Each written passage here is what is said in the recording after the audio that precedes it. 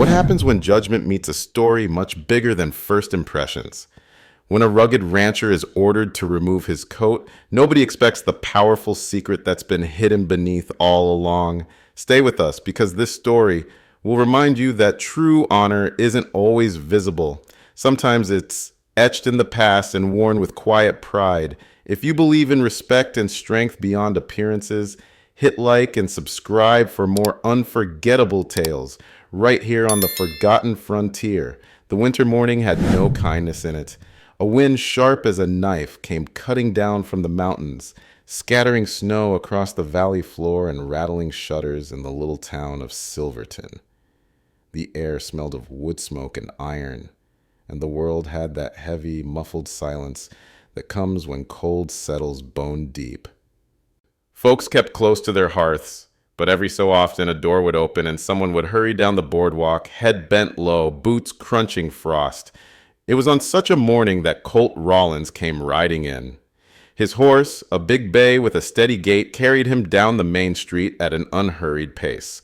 Colt sat tall in the saddle, broad-shouldered, weather-beaten, his face carved by years of sun, wind, and something harder than either. Around his frame was wrapped an old military coat. It wasn't flashy nor polished. The wool was frayed at the edges, faded with age and wear, but stitched faintly on the sleeve, though most wouldn't recognize it, was the mark of an elite regiment, a symbol carrying both pride and burden. Colt didn't wear it to be noticed. Truth was, he didn't care much for attention. The coat was his, as much a part of him as the calluses on his hands or the quiet weight in his eyes. To him, it was memory, duty, and the stubborn refusal to forget those he'd once fought beside. But Silverton was not his town. He was a rancher on the far edges, running cattle on land most folks said was too rough to tame. He kept to himself, dealt straight when business called for it, and asked nothing of anyone. Yet when his supplies ran low and word of an early freeze spread through the hills, Colt saddled up and rode in for flour, kerosene, and whatever else might see a man and his herd through winter. The town, however, noticed him differently. Eyes followed him as he dismounted, boots striking wood as he tied his horse outside the general store. Children peeked from behind skirts, men leaned subtly against posts, pretending at casual interest. But it was the sheriff who stepped forward, jaw tight beneath his mustache, the brim of his hat pulled low against the wind. Sheriff Tom Barrett was not a cruel man, but he was cautious by nature, and in a place like Silverton, where law clung by a thread and strangers were measured twice, caution was often the only currency that mattered. "Morning," Barrett said, his voice carrying across the boardwalk. Colt tipped his hat, the gesture polite but reserved. "Sheriff, you're new here. Just passing through, after supplies." The sheriff's eyes narrowed, drifting to the coat. His hand brushed the butt of his revolver, though not in threat, more in habit. "That mark," he said finally, his tone firm but edged with uncertainty. "What's it mean? Coat like that don't belong without reason." "Best you take it off." The air shifted. Conversations quieted. A woman pulling a child along slowed, watching. Men who had been leaning against posts straightened, their attention sharpened.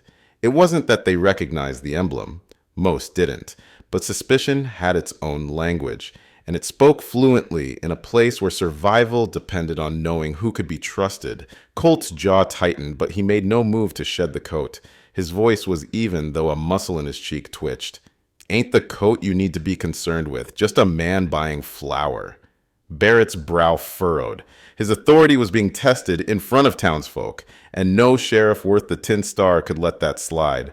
"I said take it off. Folks got a right to know who's walking among 'em." What happened next lingered in Silverton's memory for years.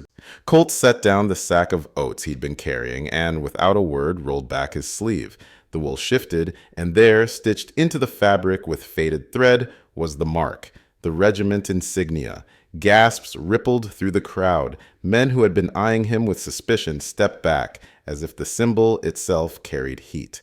A few recognized it immediately. The stamp of an elite cavalry unit whose reputation was etched into frontier history. a regiment known for riding into battles that others refused, for holding ground against impossible odds, for loyalty unto death. And others, even if they couldn't name it, felt its weight in their bones. Symbols had power, and this one carried with it the weight of sacrifice, courage, and ghosts of wars not far enough behind them. The sheriff's eyes hardened, though not with anger, with something closer to respect and unease. You served. Colt let the sleeve fall back into place. Long time ago. No further explanation came, and none was needed. The crowd stood hushed, the earlier suspicion replaced with an awkward silence. It was as if the simple reveal had peeled back a curtain, showing not just a stranger in a coat, but the blood, grit, and history woven into it. Colt gathered his supplies, paid without fuss, and, with the same quiet steadiness that marked his every movement, loaded his horse. He offered no speeches, no defense. The coat had spoken enough. And when he mounted and rode out of Silverton, leaving behind murmurs and thoughtful stares, the mark on his sleeve remained in the minds of those who had seen it, a reminder that sometimes the quietest men carried the heaviest stories. But Colt Rawlins' story didn't end at the edge of town that morning. Friends, that was only the beginning, because the regiment mark was more than a relic. It was a burden, a guide, and soon enough, it would become the very thing that bound his fate with Silverton's.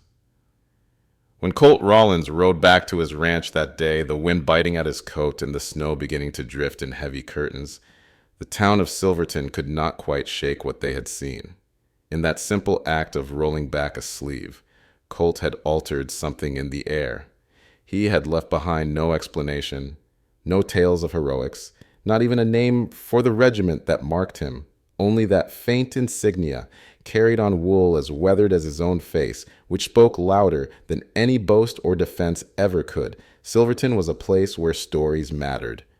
Folks didn't always have much else. Money came and went, crops rose and failed, but stories endured. A mark like that, revealed in the open street, was the kind of thing that grew fast in whispers, retold in the saloon over whiskey, in kitchens beside firelight, or in letters sent out to kin far afield. And so, while Colt returned to the quiet isolation of his land, tending cattle and mending fences with his usual steady rhythm, the town was busy weaving his past into legend, half speculation, half fear. Some believed he had been part of campaigns back east, riding through hellfire with sabers drawn. Others insisted he had fought against raiders in the desert campaigns, standing shoulder to shoulder with men who never came home. A few, especially those who had lost brothers and fathers to war, felt unease, as though that faded insignia had brought their grief back into the room, raw and unfinished.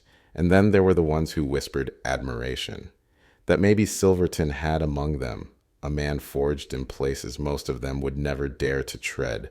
Colt, for his part, carried on as he always had. The land didn't pause for speculation. His cattle needed feeding, his fences shored up against drifting snow, his waterholes checked for ice thick enough to choke. The days were hard, but he preferred them that way. Work kept the past at bay. But the past has its own way of finding cracks to seep through. One evening, as the sun went bleeding behind the ridgeline, Colt sat in his barn sharpening a knife. The rhythmic scrape of steel on stone echoed in the quiet, and for a moment his eyes drifted, not on the blade, but back in time. The flashbacks came less like memories and more like ambushes. One moment he was sharpening a blade, and the next he was back in a valley of smoke and fire, the acrid stench of powder burning his throat. Men were shouting, not with fear, but with a kind of hardened defiance. The ground trembled with hooves, rifles cracked in thunderous rhythm, and Colt, younger then, rode hard at the front, his regiment mark gleaming proud and bright on a fresh coat. He remembered the sound of a bugle cutting through chaos, the surge of riders following his command, and the way courage was not the absence of fear, but the steady act of moving anyway. He also remembered the cost, the friends who didn't make it, the faces lost to smoke, the letters he had written to mothers and wives, his hands shaking as he tried to put valor into words that could never heal. the hollow that loss carved. And finally he remembered the moment that ended it, the sharp crack, the pain like fire tearing into his side, and the long months that followed where he learned how to walk again, how to breathe again, how to live with the fact that war had taken not only men, but the life he once knew. When the regiment disbanded, when he hung up his sword and left the battlefield behind, Colt thought he had buried that part of himself. But the coat remained, a reminder not of glory, but of survival. He set down the knife, rubbed his temples, and forced the memory back into its place. The cattle lowed in the distance, and outside the wind rose again, carrying with it the kind of chill that promised harder days ahead. In Silverton, meanwhile, the coat had stirred up more than conversation. It had cracked open old tensions simmering just beneath the surface. Silverton was a town straddling two worlds. The old frontier ways, where survival meant leaning on grit and tradition, and the creeping push of modernization brought by newcomers who believed in railroads, new farming equipment, and bigger dreams than the valley had ever seen. The two sides were not at open war, but mistrust flowed between them like an underground stream. The sheriff, Tom Barrett, found himself in the middle. At the saloon, old ranchers slapped his back and muttered that maybe this Colt Rawlins fellow was the kind of man Silverton needed, a steady hand, a symbol of strength in uncertain times. But at the mercantile, younger men and newcomers voiced concern. That kind of man, one argued, draws trouble with him. Soldiers don't leave war behind. They bring it wherever they go. Barrett, though cautious, was not blind. He knew what he had seen in Colt's eyes when the coat was revealed. It was not bravado, not the hunger of a man chasing recognition. It was something heavier, a kind of dignity born from loss, and though he kept his thoughts close, a small part of him respected the rancher more in that moment than he ever had before. Weeks passed, and winter dug its claws deeper into the valley.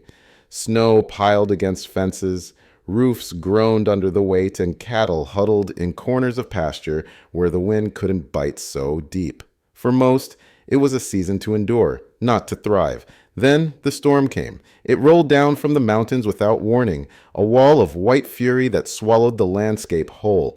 Winds howled like 1,000 ghosts, snow fell in blinding sheets, and within hours, Silverton was cut off. Roads vanished, livestock scattered, and families huddled together praying their roofs held fast.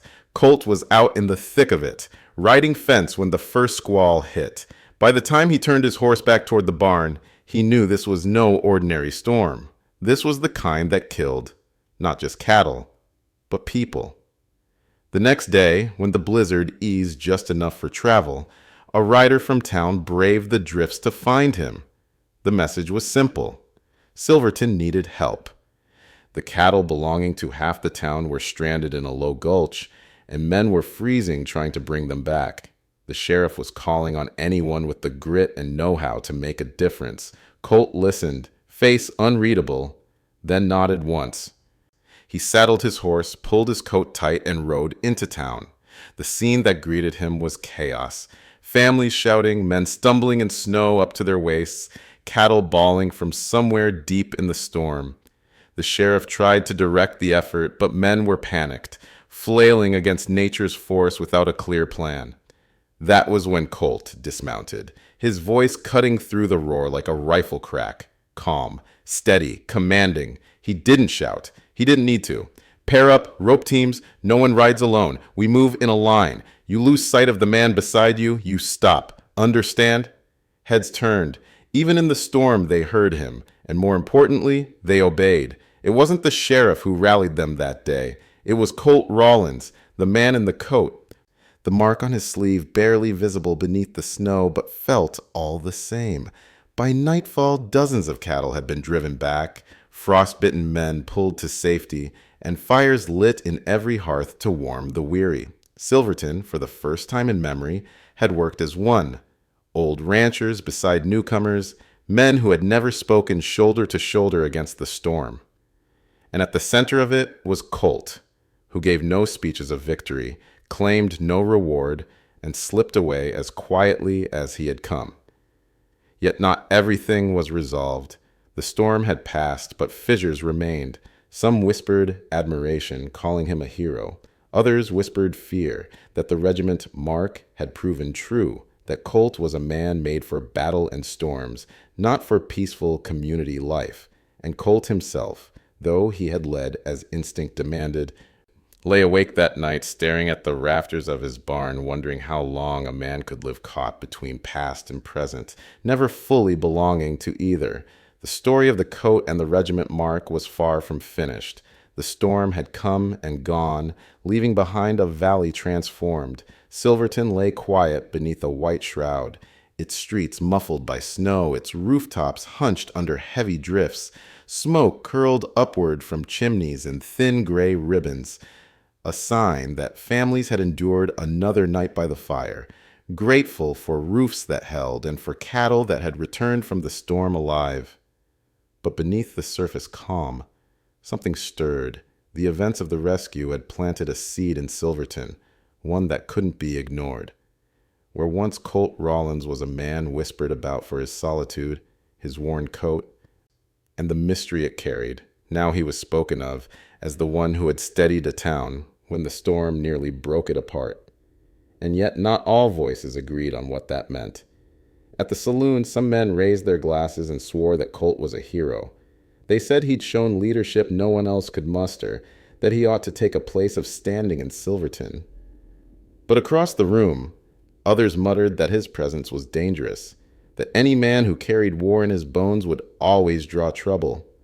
Some feared that if they leaned too heavily on him, the past he carried would one day burn them all. Sheriff Barrett, caught in the middle, knew the town was drifting toward a reckoning. He called for a town hall meeting, a chance for folks to air their thoughts, to decide once and for all whether Colt Rawlins was to be counted as one of their own or kept at a wary distance. Colt himself didn't seek such things. He spent the days after the storm tending to what mattered most to him: his cattle, his fences, the land that gave him purpose. Yet word of the meeting reached him all the same. When the sheriff himself rode out to the ranch, boots heavy with thawing snow, Colt knew before Barrett even spoke. "They'll want you there," Barrett said, leaning on the fence as his horse stamped frost from its hooves. "Some are calling it a vote of sorts, though not by paper, more like a weighing of voices. Best you stand where they can see you." Colt tightened the wire he was working, his hands steady, eyes low. "I didn't ask for their praise. Don't much care for their suspicion neither. My life's out here." "Sheriff, hasn't changed." Barrett studied him for a long moment. "Maybe not to you, but it has to them. You showed them something in that storm. Now they'll decide what to make of it." Colt paused, the wind tugging at his coat, the faded regiment mark just visible at the fold of his arm. He didn't answer right away, but inside something heavy stirred.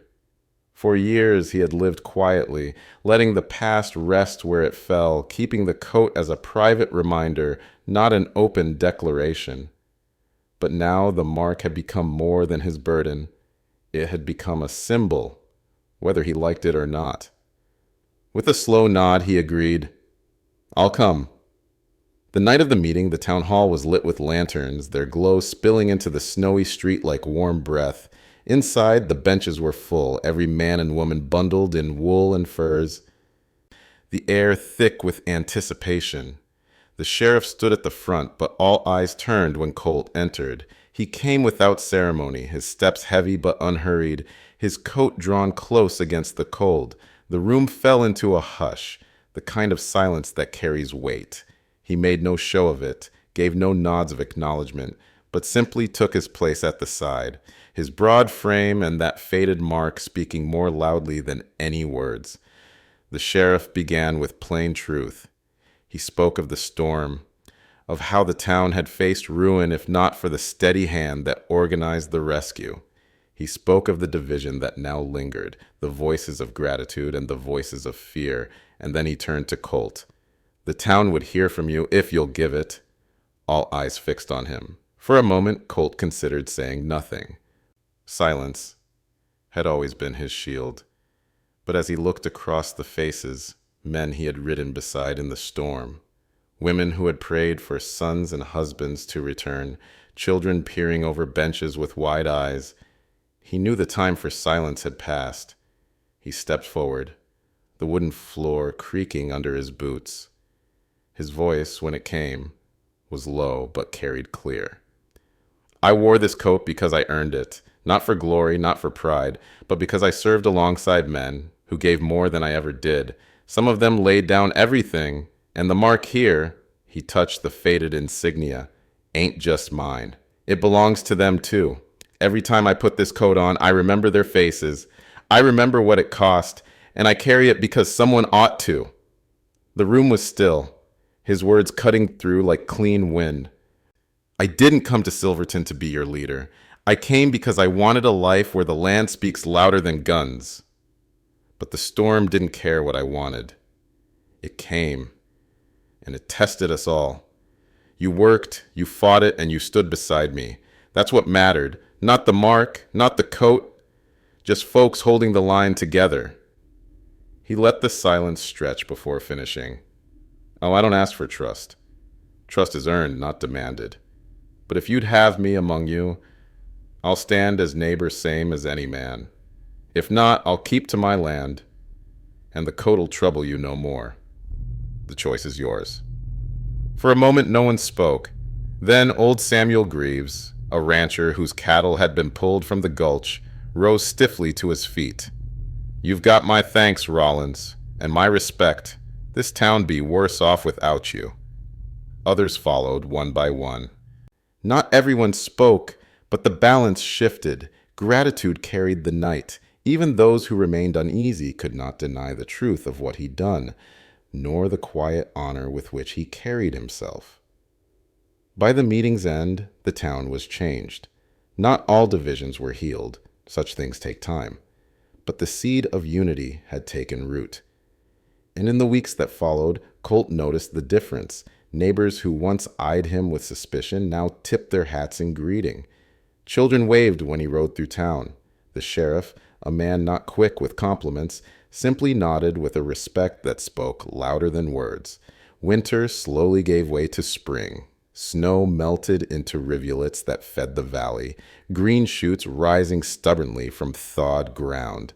Life, as it always does, pressed on. Colt worked his ranch with the same quiet diligence. But Silverton no longer felt distant.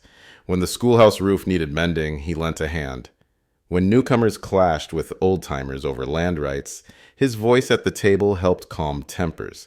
And when talk turned to building a new road, he offered guidance drawn from his years of strategy, not as a commander, but as a neighbor who understood the strength of planning ahead.